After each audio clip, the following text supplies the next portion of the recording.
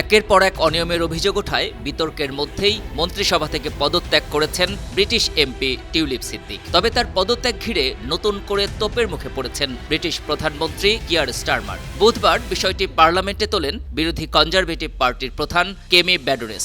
টিউলিপের বিরুদ্ধে বাংলাদেশ সরকারকে অভিযোগ তদন্তের জন্য স্টারমার সরকার সহযোগিতার প্রস্তাব দেবেন কিনা বিষয়টিও জানতে চান কনজারভেটিভ পার্টি প্রধান। টিউলিপের বিরুদ্ধে লন্ডনে ফ্ল্যাট উপহার নেয়া, রূপপুর পারমাণবিক বিদ্যুৎ কেন্দ্র থেকে অর্থ আত্মসাৎ সহ নানা অভিযোগ ওঠায় গেল কয়েক সপ্তাহ ধরে ব্রিটেনের রাজনীতিতে উত্তাল পরিস্থিতি সৃষ্টি হয়। টিউলিপ ইস্যুতে ব্রিটিশ পার্লামেন্টেও সমালোচনার ঝড় তোলেন আইন প্রণেতারা। সমালোচনার মধ্যেই প্রধানমন্ত্রী স্টারমারের কাছে পদত্যাগপত্র জমা দেন ব্রিটেনের দুর্নীতি বিরোধী মন্ত্রী ও সিটি মিনিস্টার টিউলিপ সিদ্দিক। পদত্যাগপত্র গ্রহণ করে এক বিবৃতিতে স্টারমার বলেন, গভীর দুঃখের সঙ্গে আমি আপনার পদত্যাগপত্র গ্রহণ করছি। কিয়ার স্টারমারের এই বিবৃতি ভালোভাবে নেয়নি কনজারভেটিভ পার্টি। গেল বুধবার ব্রিটিশ পার্লামেন্টে টিউলিপ সিদ্দিকির বিরুদ্ধে উত্তপ্ত আলোচনা হয়। টিউলিপকে ঘিরে ওঠা বিতর্কের প্রসঙ্গ টেনে পার্লামেন্ট অধিবেশনে বক্তব্য দেন বিরোধী দলীয় নেতা কেমি ব্যাডোনেস। বিষয়টি সামাল দেওয়ার ক্ষেত্রে প্রধানমন্ত্রীর সিদ্ধান্ত নিয়ে প্রশ্ন তোলেন তিনি।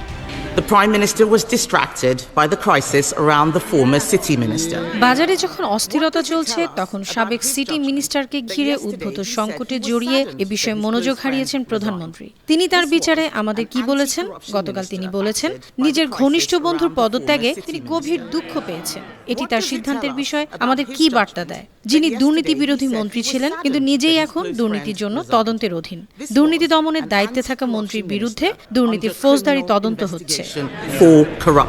টিউলিপের দুর্নীতি নিয়ে বাংলাদেশের অন্তর্বর্তী সরকারের প্রধান উপদেষ্টার সাম্প্রতিক একটি বক্তব্যও পার্লামেন্টে উঠে আসে। ওই বক্তব্যকে ঘিরে ব্রিটিশ পার্লামেন্টের বিরোধী দলীয় নেতা ও কনজারভেটিভ পার্টির প্রধান জানতে চান, টিউলিপের বিষয়ে তদন্তে বাংলাদেশ সরকারকে কিয়ার স্টারমার সরকার সহযোগিতা করবে কিনা।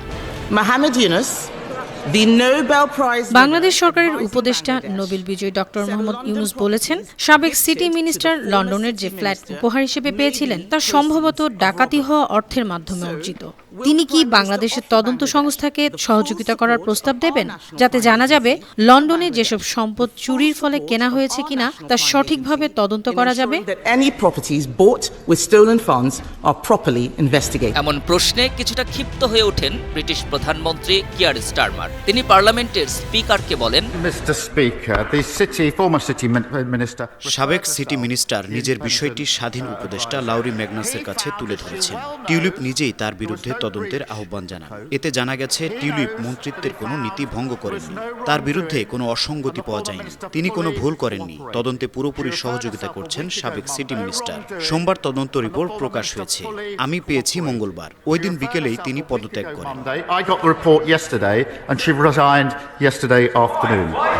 কিয়ার স্টারমারের বক্তব্যের পরই পার্লামেন্টের বিরোধী দলীয় নেত্রী কেমি ব্যাডোনেস বলেন, Mr. Speaker, he did not answer the question about the National Crime Agency. প্রধানমন্ত্রী বাংলাদেশকে তদন্তে সহায়তার প্রশ্নের কোনো উত্তর দেননি। তিনি জেনে শুনে এক প্রতারককে যোগাযোগ সেক্রেটারি বানিয়েছিলেন, যিনি কয়েকদিন আগে পদত্যাগ করেছেন। মাত্র কয়েকদিন আগেও দুর্নীতি বিরোধী মন্ত্রী টিউলিপ সিদ্দিকের উপর তার পূর্ণ আস্থা ছিল।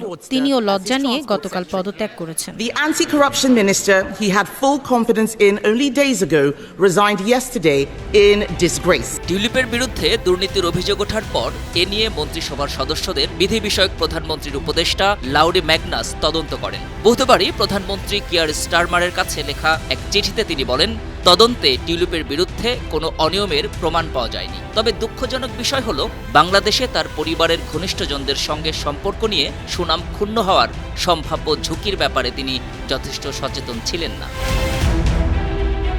Desk report, 52 TV.